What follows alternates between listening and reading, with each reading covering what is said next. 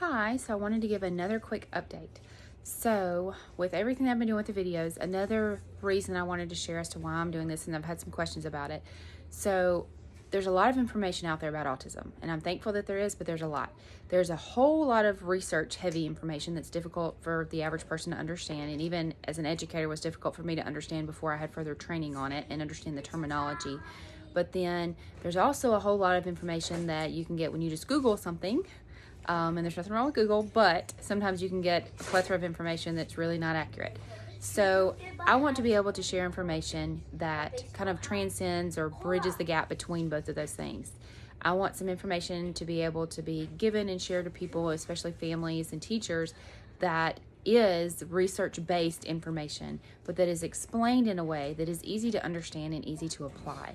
So no matter how much information is out there and you put out there, if it's not put out there in such a way that people understand it, or that people can apply it to their daily lives, or apply it to their classroom, or their current situation that they need help with, it doesn't matter how much information is out there. It doesn't matter all of the good intentions if you can't use it.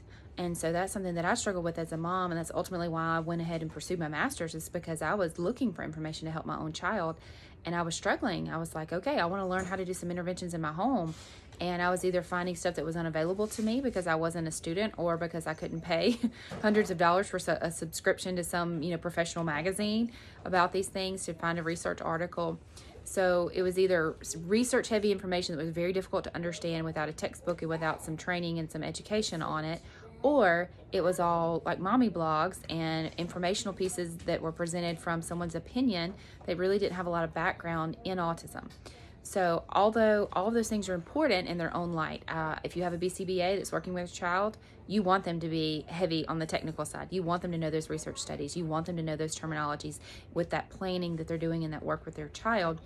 As a mom, you want to be able to talk with other mothers, or as a parent with other parents, and them understand the plights and the day-to-day struggle that may not be written about in a research study, but it's something that you deal with at home. And then as an educator, you want to be able to bridge that gap.